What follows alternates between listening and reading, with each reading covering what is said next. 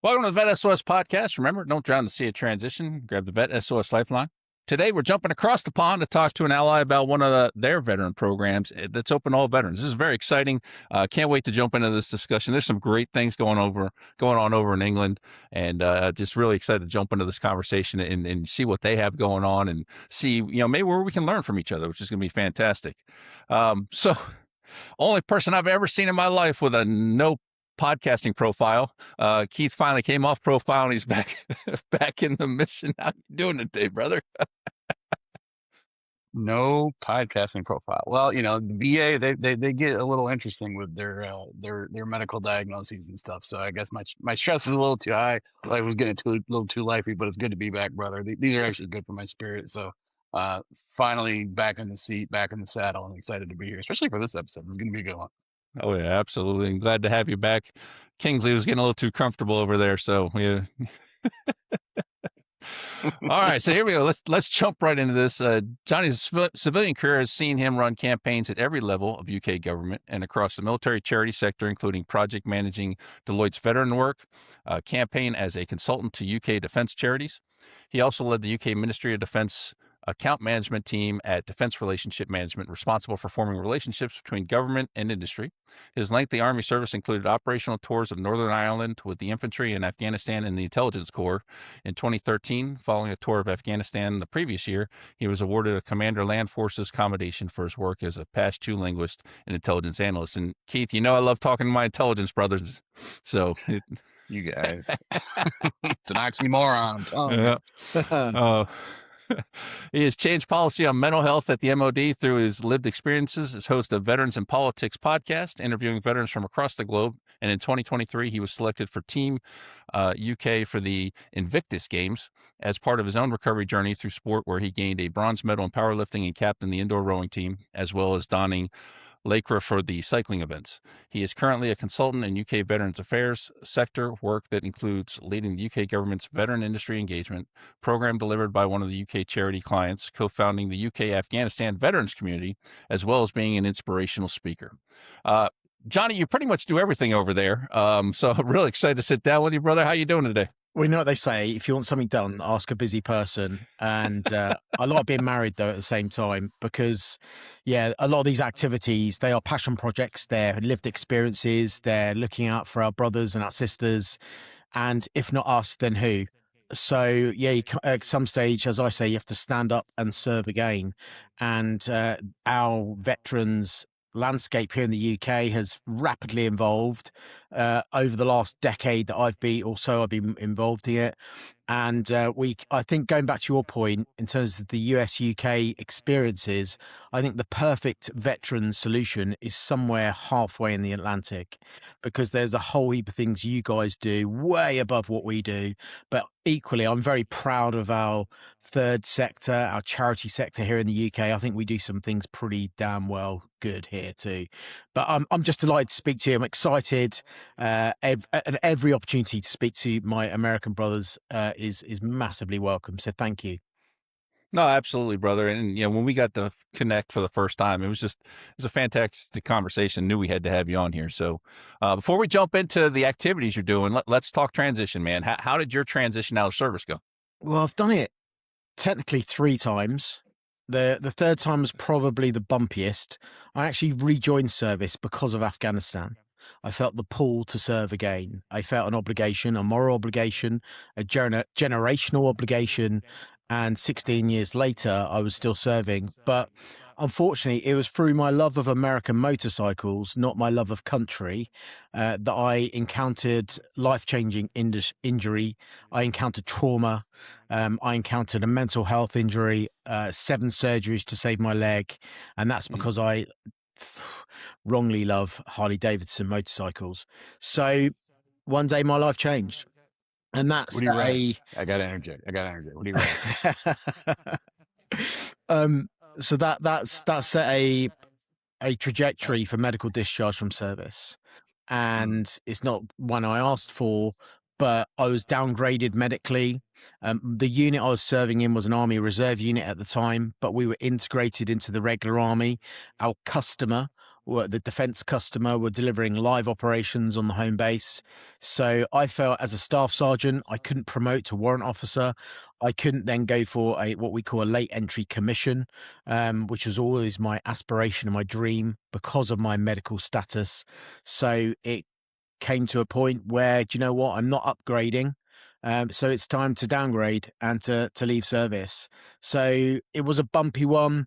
When you leave the Army Reserve here in the UK, even though when you're on operations and when you're delivering an effect in defence, you're treated the same, the transition for reservists, particularly medical discharge, is below par. So the support that our regular colleagues are offered is exemplary. Unfortunately, because I was injured off duty, I wasn't entitled to any military care, any transitional support. So I kind of had to help myself, really. And that's why I'm so proud of the third sector, because they picked me up when I was at my lowest ebb. So a bit of an emotional, a short career. I'd served 22 years in total across infantry and intelligence corps service, but it had to happen. And I'm at peace with that now. And ironically, fitter now than I was in service. So before I do my follow up, I don't keep wanting to know what you're riding. I was on a street bob. Okay. The last of the diners before they changed them. Nice. Yeah, I thought I was a badass. It was the loudest motorcycle in NATO. And when I took it, nice bikes. oh, it was big 8 hangers. And when I took it to Harley Davidson for its annual service, there was a proper old timer who used to service it, and he said, "Look, this isn't the loudest bike I've serviced, but it's up there." So, It's up there. Nice. but it wasn't so loud that the lady who pulled out on the highway that day didn't hear me coming, apparently. So she sideswiped me, and that was the last of motorcycles. And people have asked me since, would I ride again? And my response always is, I like being married. There you go. Yeah. Well, knock on wood. I've kept it wheels down, shiny side up. So I got a road glide, 2012 road glide. Now we're talking. We can do another episode on that, that's for sure.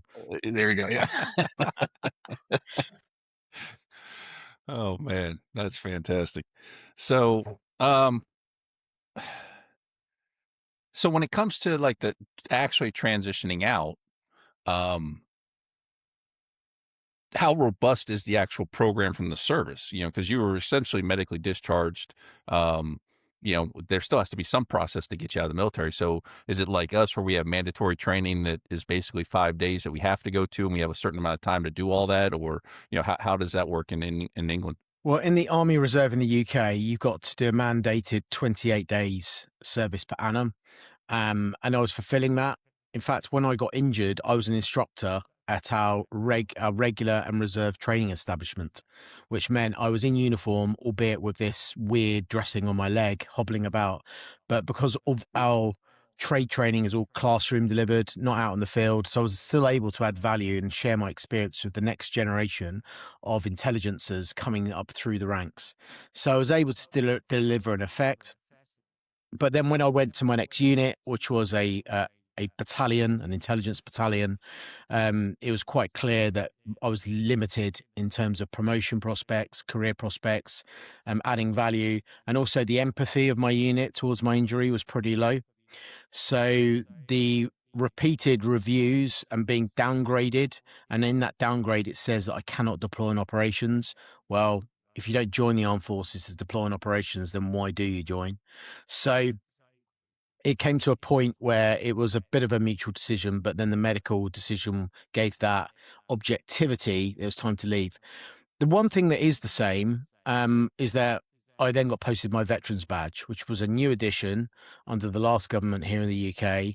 So whether you're a World War II veteran or a Afghan veteran, we all wear the same badge on our lapel, and it's got the royal crown on it as well. So that's pretty cool. That's a new thing. So that public display and advocacy of being a veteran, that's very, very new in this country, because due to the Irish Republican threat on the mainland UK during the 70s, 80s and part of the 90s, we kind of hid away when we went home in our communities. So being public as a veteran and loud and proud is really important now. And the badge was sent through the post when I was discharged. So that's about the only parity that exists because of the timing and the placement of my injury. Though ironically, if I'd have been signed on duty that day and had twisted my ankle playing soccer on a sports afternoon, I would have been entitled to the world's care. The biggest struggle for me was the mental health injury, and because I'd served before, I've got 2 service numbers. And there's an amazing program here in the UK called Operation Courage, which is a mental health provision integrated into our National Health Service, specifically for veterans. And when I was at my lowest ebb, I'd already had 2 rounds of therapy, CBT therapy, but I needed more. And when I pushed the button for that, I fudged the system a little bit and declared myself as a veteran, even though I was still serving as an Army reservist. Now, that wasn't right. So I approached the Ministry of Defence, said that it wasn't right and how this service had not only enhanced my life, but probably saved it. They went, right, okay, stroke of a pen. Let's call it Operation Courage, mental health provision for veterans and reservists. And I'm really proud that my lived experience has widened that offering to the reservist cohort, of which there are about 35,000 in the UK, who can now access mental health provision. So there was some silver lining to that. Outstanding. So just take note, Keith. No, nobody likes a profile. So right, even in the other country, nobody like profile writer. Yeah, no, and you've done so much, like, you know, in policy and stuff, you know. But I'm curious, like, you know, and we talked a little bit before, but I don't know if you served alongside U.S. forces much. Yeah. But, you know, a lot of us Afghan vets on both sides of the Atlantic, I feel like, you know, the end of the war left things unfinished. I don't know how you felt a few years ago. I know a lot of us Americans were feeling a certain way. But what are you hearing most from your community now on that side of the water? You know, guilt, anger, confusion. Like, how are you actually addressing it beyond just the awareness piece? So Keith, the only difference in that opinion is your accent, because it's exactly the same. Those words I've heard from my brothers and sisters who serve in Afghanistan, UK. It's a shared sentiment. We're just about to approach the 5-year anniversary of the horrific political withdrawal from Kabul, which was a highly successful military operation, albeit I'm really sad that you lost people in doing an amazing service, working very closely alongside our airborne troops, largely, who were responsible for the UK evacuation for British personnel and nationals. And we remember them. We will always remember them. For us, I got a sense in my heart that things were wrong. Many of us, I was talking to American friends at the time, trying to get people out, that extract operation via WhatsApp that many of us were involved in. And it just got a sense that there was a moral component that was not being addressed.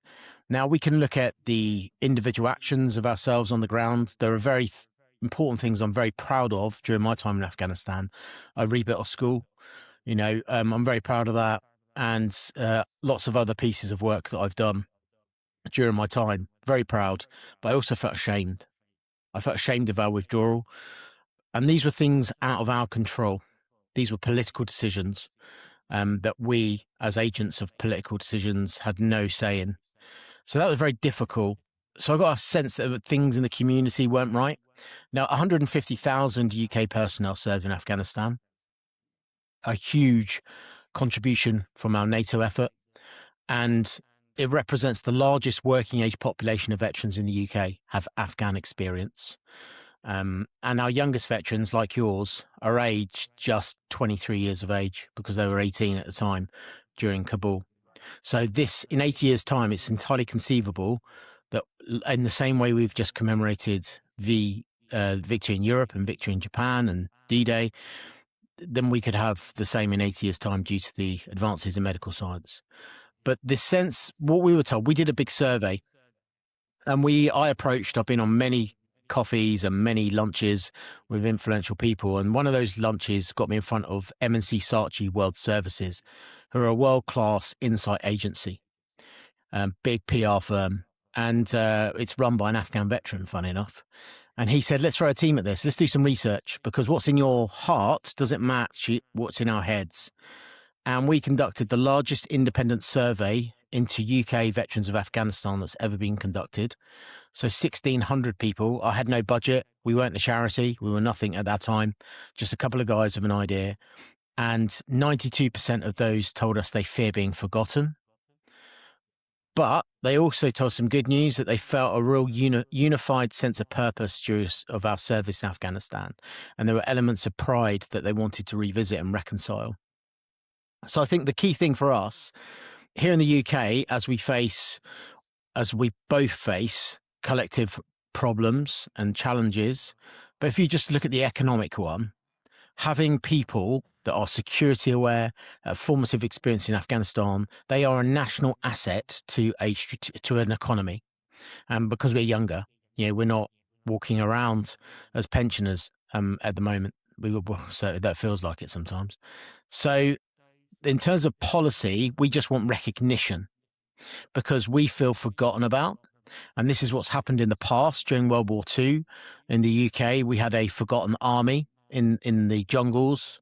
And that was rectified by the setting up of a community after World War II by General Slim and Lord Louis Mountbatten, who was the cousin of the Queen. And they set up what was called the Burma Star Association.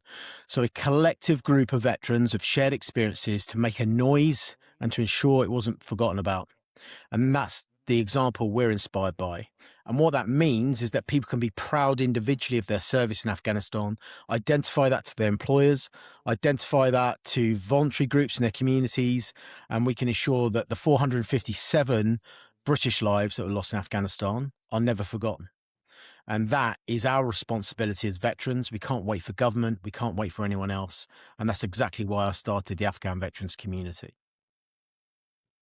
That's a perfect segue, isn't it? Right? Yeah. It's like he's done this before. Yeah. So let's talk about the organization you stood up. So I think we kind of get the idea of why, so that they're not forgotten, right? But tell us about the organization, what your guys' goals are, what you're trying to accomplish, and so we can learn a little bit more about that. So we have 3 strategic pillars, and that is to commemorate. That's that piece around forgetting, and that incorporates into our tradition around remembrance here in the UK. But we also are lobbying our politicians at the moment to ensure that we have an Afghanistan Day officially recognised by the nation so that we can come together in our communities and nationally every the 26th of October, which marks the closure of Camp Bastion, obviously next door to Camp Leatherneck. And that's our day that we want to recognise as our day to, do you know what, might celebrate, do you know what, it might feel sadness. It's up to individuals. We've got no rules on how you feel about that. But it's important we are marked. So we're at the moment, I'm talking to members of parliament on a weekly basis at the moment to get it recognised and into their constituencies so they can do stuff in their local communities too around Afghanistan. And we've even calculated how many Afghan veterans there are in each of the 650 UK parliamentary constituencies, because as soon as they know their voters, members of parliament might all of a sudden be a little bit interested, funny enough. So that's kind of the angle we're working on. So that's commemorate, remembrance activity. We march past the cenotaph now every Remembrance Sunday, and 25% of our cohort were women last year. We're really proud because women are coming out of the shadows and identifying themselves as veterans. So the second piece is communicate. So it's important that we keep this on the radar of our media. Podcasts like this are an important part of that strategy. Our socials, we have one of the fastest and highly engaged social groups on LinkedIn for UK veterans at the moment. So it's important that we advocate messaging, and that includes our images, making sure we've got women in our social media images, and Gurkha, the Gurkha soldiers that served, and our Commonwealth allies that served on behalf of the UK Armed Forces. So that's the whole communicate, and ensuring we get accurate information, because there's a whole heap of negativity around Afghanistan, understandably so, but about the individuals, there's still a rhetoric of we're all mad, bad and sad. But it's important for us to make sure we project the positive image of veterans in Afghanistan and the work that we did, including the humanitarian effort that we did too. So that's communicate. And the third bit is educate. We're just about to launch a storytelling pilot, thanks to the folks from Boeing, big shout out to Boeing. We're one of their community charities of choice here in the UK, and that's providing mental health education to our community. So we have an online 2-hour course that we're doing at the moment so that we can look after each other. And that's that awareness piece, buddy, look after each other. And that's 100 places that we've started with this year, and we're going again next year, hopefully, with Boeing support. And then Boeing are also helping fund a pilot where we're training 12 veterans to be expert storytellers of their story. So it's a 2-day workshop trained by West End theatre professionals here in London, where they can get the most brilliant training to go out there and tell their stories, and go into schools so that we can speak to young people about patriotism, about, what it means to be a man, what it means to be a woman, what it means to be a younger veteran, about resilience, about service, what it means. And here's a group of younger people that have done that in their spades and bucket loads. And that's coincidentally in page 14 of the UK government's veteran strategy. It says they want to get veterans into schools. Well, thanks to the help of the good folks from Boeing, taking a bit of corporate responsibility, thanks to our charity being in existence, we can measure that effect and then go to government and say, hey, you said this, we've done it, let's do some more, because we've got 150,000 working age veterans over here. Let's train them all as storytellers, and let's get into schools and give them the most up-to-date narrative around what it means to be an Afghan veteran. So commemorate, communicate, educate. There are 3 operational pillars. That's fantastic. It's such a simple model and so effective. What do you think, Keith? I think it's great, and it's, obviously similar. I feel like the schools thing, like, we don't do that at all, and I feel like we as a society are kind of losing that. Like, I've said before, like, my dad was a Marine, 2 tours in Vietnam. Like, he never pushed the military, but he was proud of his service, and he definitely wasn't your typical Marine where he went around telling everybody that, but he was still, there was just that quiet, like, like pride and assuredness of serving his country, and because he even enlisted, he'd even get drafted. So yeah, like, I had that in the home. I don't think it really exists a lot, nowadays in society. So I think it's great that y'all are doing that, and I think that's something we could emulate over here on this side. So I was doing some research as quickly as I could before this call, because Sean was a little late on the show notes today, but a little dagger there. But Veterans Industry Engagement Program. I believe you're involved with that, and I was just curious a little bit about it, because on our side of the water, it's a big thing is just getting veterans jobs, helping them find meaningful employment and stuff. So what are employers on your side of the water quietly getting right with their y'all's Afghan vets, and what are they still, like, totally missing the boat on?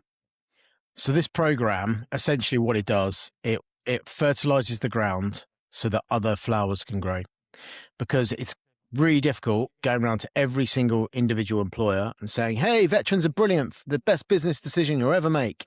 And you'll be like, yeah, but you would say that because you're one yourself, or you're a service charity. You would say that, wouldn't you? We're like, yeah, of course we are. We believe it. So having some objectivity by engaging with industry, and the way that we engage with industry here with this program, and I do this on behalf of a service charity called Mission Community. Government saw what we were doing with industry, and they said, we want to fund that. That's a really cool idea, which they gave us some 3 years worth of funding. And I designed the program with a guy called James Cameron. We bid to government, and Brian Penfold, another guy, another veteran, and we were successful in winning some money from government. Now, what this entails is us going to heads of trade bodies and membership organisations. So here in the UK, we have the Society of Motor Manufacturers and Traders. So they're the guys that are going to go into bat in the US when we're talking about tariffs. And they will position the large organisations like Jaguar Land Rover, Stellantis Group, and other large automotive companies in the UK, and they'll pitch the positioning of the UK automotive industry to other governments around trade. Well, guess what? They can do the same around veterans affairs too. So we work with them as strategic megaphones to their membership, of which they've got hundreds and thousands of members, large organizations like JLR or small automotive companies too. And if their CEO is saying veterans are great for your business because they really fit with our automotive industry for XYZ, they're more likely to listen to leadership voices within their industry than they are, say, me. And what we equip them with are some of the tools that we have in government to enable them. And we create bespoke tools and products with the industry. So, for example, in automotive, we've created a guide for veterans to equip them with the most up-to-date information about a career in automotive. We've co-written that with the lead trade body, SMMT, and then that goes down all the way down to the chain, down to those that are leaving service and going into automotive. That's quite powerful. So it's about pulling people in, not pushing them, pulling them into industry. We've replicated that in the clean energy space with, again, it's called Renewable UK. It's a large trade body here in the UK. We've replicated that in manufacturing. So we've just produced a manufacturing guide with the Manufacturing Technologies Association, the largest trade body for manufacturing here in the UK. So it's a really simple model. It's advocacy. It's a campaign by sectors, choosing an industry. The government have just here in the UK have announced 8 industries that they're interested in terms of growing ourselves out of trouble. So we align ourselves loosely with those 8 sectors, and we just influence the influencers who can then send the message down to their membership, and it becomes a benefit. And it also links them up to defence as a customer. Because they want to diversify the defence procurement base beyond just the primes, but down to SMEs, so we can be more resilient as an industry when it comes to uplifting our commitment to GDP around NATO spending, etc., and protecting our nation. So it's a win-win all round. I can't remember the last part of your question, Keith. What was it? What the employers were getting and what they were missing out. What are they still missing out on? So the skills, there's still those skills gaps, and we use the data around, particularly around engineering.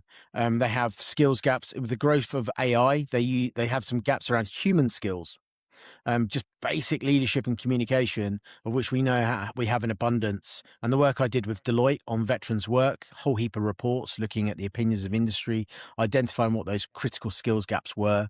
So that's still missing. That's what they want. So you find their fear, and of course that is different sector by sector. That's why we listen to them. That's why we create bespoke packages around these sector guides. But we know from our armed forces, not just Afghan vets, because obviously most of us, some are still serving, most have left. But the largest employer of apprentices in the UK is the British Armed Forces.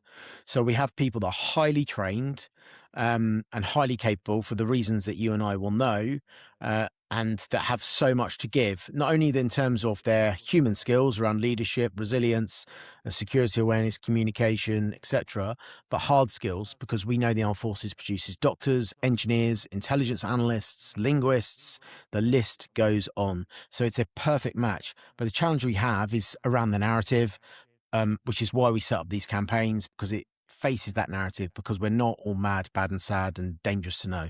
We're an asset. We're not victims. We should be valued, and we are a national asset to the UK economy, and to particularly, if we all get together, our allies, our global economy too. Absolutely. Well, we're getting close to the end here. We could easily do about 7 more episodes, I think. But before we go, I want real quick, and we're going to do another episode on this specific topic, actually. But real quick, if you could just give us an overview of this National Transition Day thing that you have in the UK that's open to all. I think it's a fantastic thing. Can't wait to do a full episode just on that. Well, I can't wait to have you folks over as well. It's a national transition event that's been going for 7 years. It came off the back of a motorsport charity, Mission Motorsport. And we started a troops track day on the Grand Prix circuit at Silverstone to race veterans in passenger laps around the track. We are the only exterior organisation outside of Silverstone that runs a track day there of this level on the GP circuit. And then while we were there, we thought, well, we've got this massive, great big conference hall here that was built for the F1, and it kind of sits there like a white elephant for the rest of the year. Well, let's utilise it. Let's fill it with employers. Let's fill it with charities. and support organisations. So for the last 7 years, we've been doing that every year. And it's grown when we had 2,000 members of the armed forces community walk through the door, which is quite big for a country of our size. We had 220 organisations ranging from large employers like Jaguar Land Rover, Amentum, who are our headline sponsor, are massively into the nuclear space at the moment, and defence, and some of the best employers in the land were there in terms to expo their offer to the armed forces community. We even had the cadets there as well to recruit cadet instructors to go and serve in the youth organisations in the cadet forces, and charities there. So if you're there with a job, well, it's got to have a more holistic effort. How are you doing with everything else? The support organisations and charities that are there, well, let's get them all in the room at the same time. And it's the most wonderful day. We also have government come, because they can then meet, see, feel the grassroots organisations and the veterans that are now transitioning into their second life. And we also had you guys. So we had the DOD and the VA come over. A good friend of ours, a guy called Greer Martin, who was in the state legislature in North Carolina. He's an airborne veteran himself. He brought the team over to have a look at what we were doing and to learn. And we set up a bilateral meeting between the VA and the UK Office for Veterans Affairs, so they could swap notes, and our friendship across the ocean was very much formed that day, even more so. So it's a huge day. It's the largest gathering of this kind in the UK. It happens every year, and best thing is we we lure them in with a bit of motorsport, get themselves in a fast car. And you guys have Operation Motorsport over in the US. They're allied to us, Mission Motorsport. And off the back of Mission Motorsport, we formed Mission Community to do the Veterans Engagement Program, Industry Engagement Program. So they're our sister charity, and we work very closely to deliver the National Transition event at Silverstone every spring. So you're very welcome to come over. I think that'd be an awesome event to go do a live recording at there, Keith. Heck yeah, absolutely. We have a community stage, and the aspiration last year we had 13 panels which I chaired on the community stage, 37 veteran speakers, families, spouses, the families of the bereaved, all represented too, and the cadets. But the aspiration would be to do like a live podcast recording on the stage too next year. We always evolve. We're always going forward. Twist the arm. Well, and I was gonna say, like, I don't know if you know, but Sean is well, in on your side of the water, I think he's like 6 meters tall. But I don't know how many stone that would be, but all that to say, his tech rider is pretty hefty. I mean, he's got to fly first class because he's such a giant man. I think he needs like 3 pounds of cheese in his green room and things like that. We'll see what we can do. Yeah, but we are over time. But I do have one question. So we're going to be a little long, but I got to ask this as we close. So 2 questions to close out. One, how do people get in touch with you? Simply to support, to get involved on both sides of the water. But 2, you said something.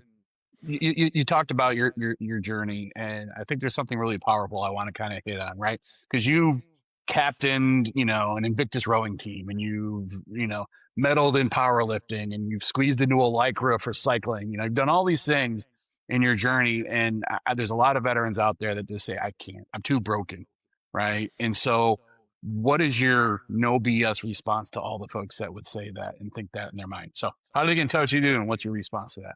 So how to get in touch? I'm pretty prolific on LinkedIn. If you look up Jonny Ball, no H, you'll find me there. We also have the Veterans in Politics podcast, and this is a bit of a cry. If you are a veteran and you're in politics, whatever level in the US, hit me up. I'd love to get you on my show, because I've had a couple of guys from the US and Canada in the past, but not enough. So I'd love to have you on my show because there's so much we can talk about and share. In terms of the UK Afghanistan Veterans Community, if you Google UK Afghanistan Veterans Community, you will find us. And then on the Veterans Industry Engagement Program, that's all under the other charity that I work in, which is Mission Community UK. So if you look up that, you'll find our work. LinkedIn's probably the best place to find me, though. Jonny Ball, you'll find me. In terms of the no BS, I think we need to take personal responsibility for ourselves as veterans. There's a whole heap of stuff out there to help us, but you can't expect it to be given to you on a plate. And the biggest word I will use is curiosity. be curious. When I did Invictus, I was absolutely crapping myself, but I went to an open day, and I was curious, asked questions, took my family, took my dog, and we just went up there, tried sports. So be curious. It might not work for you, but guess what? There's going to be something else. It might be motorsport. It might be arts recovery through speaking, like I mentioned earlier on, or it might be the Invictus Games and sports therapy and sports recovery. There's so much out there. Just be curious and take responsibility for yourself, because, you know, no one's going to judge you. If you don't put yourself forward, then that's on you. But put yourself forward. There's loads of stuff out there. And I would say I got the bronze medal because I was beat by 2 folks from the US, but I'm still not bitter about that. I still love the camaraderie and competition. So, and that's a great answer. I love I've never heard that before, and I love that. I might even steal that. Be curious, right? We talk about people, you know, be courageous and be, you know, it's not a sign of weakness that to need help and stuff, but be curious. That's a really good way to perspective to put on it. So, Hey, for the Johnny, thank you record- so much for coming on. What's that? For the record, Yeah. I'm now 24 stones. Yeah. 24 stones. Oh, see, I know. Yeah. He Googled that, I'm sure. Yes, I did. So, you know, with his military intelligence. But, so yeah, no. Johnny, again, thank you so much for coming on the show, man. It was absolutely awesome getting to hear your story, getting to hear all the things that you're doing over there. Thank you for all that you're doing for our veterans. And I say our veterans because, yeah, we were all over there. We all served together. And yeah, it's an amazing brotherhood and sisterhood. So, and on behalf of the entire VET S.O.S family, we want to thank everyone for spending their time with us today. It's always great having you along for the ride. Don't forget to check out all of our other episodes and keep coming back for more stories, insight, and support from the VET S.O.S crew. If you enjoyed this episode, give us a follow, share the show, and tell a friend or two. Toss your battle buddies, fire team, shipmates, and wingmen that flotation device they need in transition so no one drowns in the sea of transition. And as always, grab the VET S.O.S Lifeline.